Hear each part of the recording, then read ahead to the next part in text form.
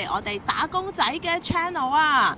咁樣咧，上一集咧就同大家去咗犬山城啦，又食咗好多名古屋嘅美食或者名物咯喎。咁啊，除咗食之外啦，名古屋都有好多好地方玩嘅。咁我哋繼續會帶大家去遊名古屋周邊嘅景點。想知我哋有咩行程，就記住睇埋落去啦。出師不利，嚟到佢話要等240分鐘，有129個人。呢間呢就係專門食呢個天然酵母嘅包啊，係用北海道小麥做。由於我哋冇時間等2個小時嘅關係咧，我哋咧就預備咗外賣同大家一齊食啦。咁啊，外賣我哋買咗2個麵包啦，加一杯朱古力奶，就1320 yen 嘅。咁有少少 tips 啊，買麵包好快，因為 counter 咧就即刻攞啦。杯嘢飲咧都等咗20分鐘嘅，所以睇下如果大家趕時間啦、趕火車啦，就唔好諗住喺嗰度買嘢飲啦。咁啊，麵包咧擺咗乜嘢咧？就係啊，佢哋呢度好出名嘅紅豆牛油麵包啦。咁佢咧就有2片都幾厚嘅牛油，咁入邊睇咧都幾多紅豆。佢唔係淨係溶嘅，都係有原粒嘅應該嗱。我哋擘開俾大家睇下。我覺得呢個係咪名古屋嘅菠蘿油咧？好韌啊個包，同琴日啲雞翼有得揮啊！好有筋道嘅麵包。係啦，我好佩服佢哋嘅牙齒。試埋啲牛油先，佢嘅紅豆咧唔係好甜，但係有少少甜味，紅豆味唔係好重，即係咧就其實好比較淡味咯，比起琴日嗰個。但係黐埋個牛油食係好食啲嘅，個包即刻軟熟咗少少。呢個名古屋紅豆包嘅油都係重點。係啦，但係嗰麵包係好有煙韌度㗎。所以就如果中意呢一種咧就即係如果中意食開糯米啊可能嘅朋友咧就會好中意呢個包。咁我就嚟試下呢個好多香港人都好中意食嘅腸仔包，好脆皮腸啦，同埋咧佢係超結實嘅肉啊，即係唔係嗰啲咧平時嗰啲好科學嗰啲腸咧腍白白嘅。好啦，我哋早餐咧就食完啦，未食完嘅就嚟食完。咁我哋咧就準備去下一個景點啦，就係呢個日本3大神宮之一啊！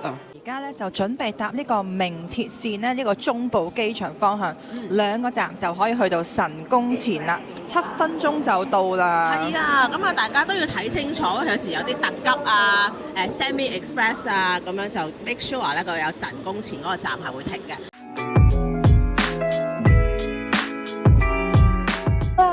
我哋揭曉時間就係去我哋身後呢個熱田神宮，亦都係呢個日本嘅3大神宮之一，亦都係我哋集郵嘅最後一個。因為另外2個咧就係呢個明治神宮喺東京啦，同埋一個伊勢神宮咧喺呢個伊勢嘅。咁我哋咧都去過啦，希望揾翻啲相俾大家睇啦。好，我哋而家向熱田神宮進發。Let's go！神宮咧就要行呢個西出口，其實呢個神宮前字咧都係得2個出口，所以都好難會行得錯，但係就記住西出口啦。西出口跟住有電梯，有電梯，亦都有呢個 lift 嘅。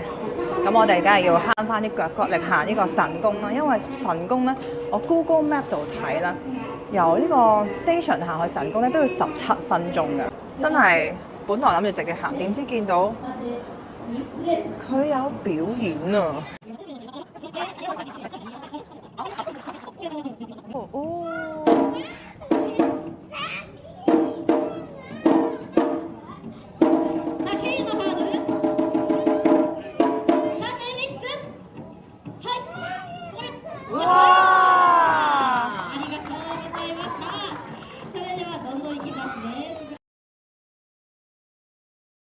行去熱田神宮咧，就記住咧，拎住呢條橋啊！過咗呢條橋嘅馬路咧，就係神宮嘅入口啦。我哋行入去嗰陣時，我哋都順便講下啦，呢個神宮點解可以做神宮啦？第一點咧，就係呢個日本傳說中嘅草字劍，亦都係呢個皇室嘅寶物咧。就據講咧，就係擺喺呢個熱田神宮度嘅，所以都令到佢咧身價大漲。但係咧，呢把劍咧，我哋呢啲比較普通嘅人咧，就不能入去睇㗎啦。甚至乎咧，有啲人懷疑究竟呢把劍喺唔喺度咧？咁另外一個呢，我已經見到啦，佢點解咁出名？就係呢個叫做信長捐嘅腸，原來叫信長平啊，亦都係當年咧佢成功贏咗個戰爭之後，為咗咧感謝熱田大臣嘅庇護而捐贈嘅。咁據講咧，佢嗰陣時咧有400米長嘅，而家咧淨係得返少少啦，但係亦都有超過差唔多500年嘅歷史㗎啦。哇！今日天氣好好。超靚啊！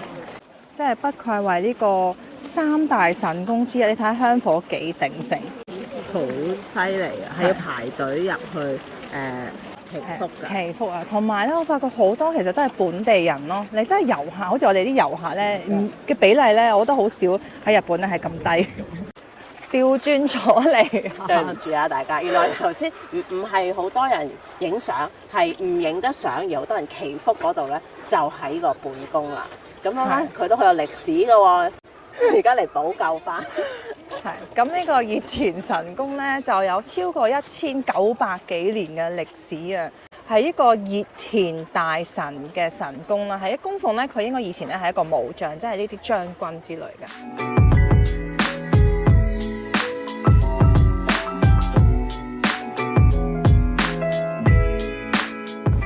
呢棵咧就係有成1000年歷史嘅楠木啊！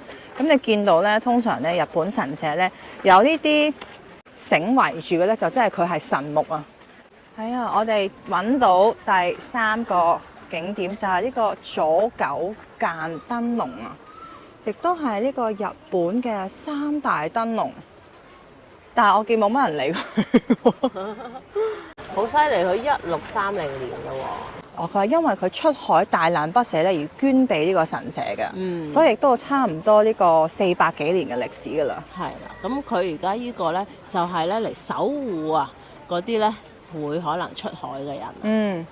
天后娘娘個 friend 個 friend， 跟住我發現咧，原來咧我哋係調轉咗嚟行嘅，我哋係由第3個鳥居咧行到咧，其實而家望到呢個係第1個鳥居，所以個燈籠咧就係位於呢個第1同第2嘅鳥居嘅轉角彎位。咁即係其實如果沿路行咧，應該係第1個鳥居睇燈籠，第2個鳥居睇下大楠樹，第3個鳥居去到神殿嘅。係啦，我哋今次咧係個錯誤示範咧，係完全調轉咗嚟行嘅。係。好啦，我知道我點解會錯啦，因為我頭先咧喺明鐵嘅神宮前寺咧。我哋見到第一個門就即刻衝咗入去，咁我見停車場咧，我就行咗右手邊，所以就直接去咗呢個宮廷咧，同埋去個神樂殿嗰度先啦，就變咗調轉咗嚟行啦。所以大家咧，如果你喺明鐵嘅神宮寺前咧，就記住要穿過停車場行東門開始啦，就可以頭先我哋咁講咧，行到去燈籠。轉右第2個鳥居去大楠寶物殿，先至再去呢個神樂殿嘅。嗱，如果淨係入呢個草字館咧，就係500yen嘅大人啦，200yen細路，1.2K 啊！呢個講明，我呢個點止 1.2K？因為佢有包晒嘢。哦，呢個喂，呢個係，哇！你真係攞呢個斬人都有啲技巧喎，所以。第3把劍係8公斤啊！哇！你有做開運動係啱，但係堅重啊！哇啊正喎！但係你有呢做沙烏拉嘅潛質，但係拎到上嚟係冇力再斬人。我挑戰過10K 嘅，但係第4把長3.4米。哇！好犀利喎！好大力，哇！係喐唔到，好犀利！我淨可以拎起，你試下。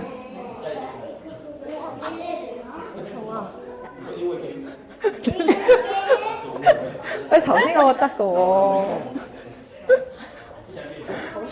哇！你好紅啊！你塊面谷晒啲血上嚟。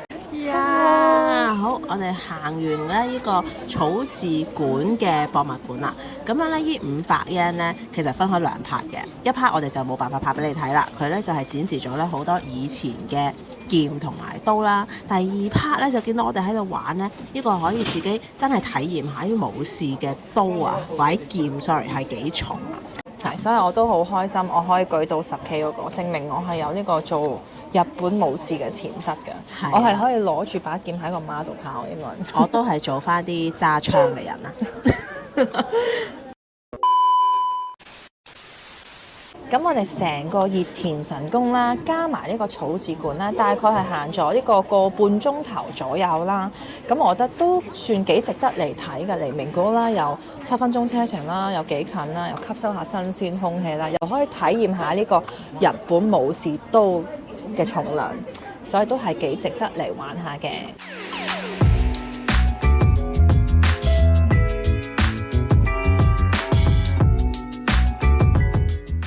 嚟到食晏晝啦，我哋咧就揀咗依間鰻魚飯叫做扮天啊 Benten。今日咧我哋每人就嗌咗半份嘅鰻魚三食嘅，就係要3200 yen。雖然佢係半份啦，但係其實佢個份量咧都係非常之足夠啦。如果唔係太肚餓嘅觀眾咧，其實半份咧都應該非常之夠食噶啦。因為我哋係4月去啦，咁鰻魚嘅季節咧都係7月至9月，所以咧佢就唔係話最肥美，但係咧上面咧都有一陣咧甘甘香嘅油㗎，所以我覺得幾好食。咁佢3個食法咧，我諗如果去日本嘅朋友咧都知道係點噶啦。一個咧就係咧咩都唔加，就咁樣鰻魚加飯。第二個咧就係可以加 wasabi、山椒粉、紫菜、薑。第3個咧就係加佢個高湯啊，跟住再加自己中意嘅配料啦。咁我哋咁中意食啲香口嘅嘢啊，就梗係嗌咗佢呢個炸嘅鰻魚骨啦。其實本身上嚟嗰陣時咧就覺得哇，炸到咧好恐怖，好似會慘喉咁樣啊。但係其實食落去咧係非常之脆噶啦。咁呢碟炸鰻魚骨咧就係要770 yen 嘅。咁其實我哋覺得依間 Benten 咧都係唔錯嘅。雖然咧佢頭先都話咧佢 Google 分數唔係話太高，但係我哋覺得味道咧都非常之合理，亦都唔使話等太耐位啊嘛。好，我哋下一 part 同你睇下我哋名古屋嘅酒店啦。Hello， 好啦，我哋今日咧就嚟做一個我哋名古屋嘅 room tour 啦，入嚟啦。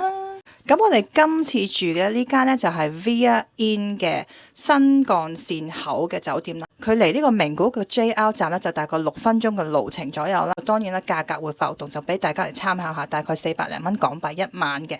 佢嘅 size 呢，就其實都係好日本嘅商務酒店嘅，係好細嘅。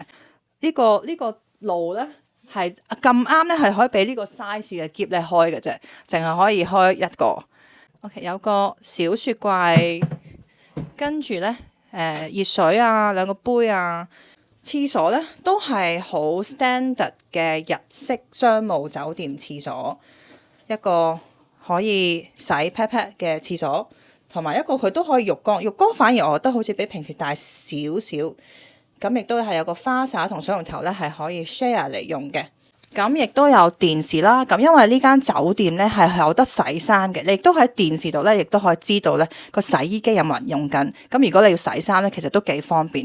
洗衫咧就係700 yen 就可以洗3K，係連埋乾嘅。咁我哋名古屋嘅第2日行程咧就完結啦，下一站咧我哋就會去呢個溫泉區啦。咁如果大家中意我哋嘅內容咧，就記住 comment、share、like 同 subscribe 我哋嘅 channel。如果你 subscribe 咗咧，就非常之多謝你嘅支持。咁我哋下一站再見啦，拜拜！如果你哋中意我哋嘅影片，又想睇下2位打工仔有咩搞作，就記得 CLSS comment like share 同 subscribe 啦，記得支持我哋啊！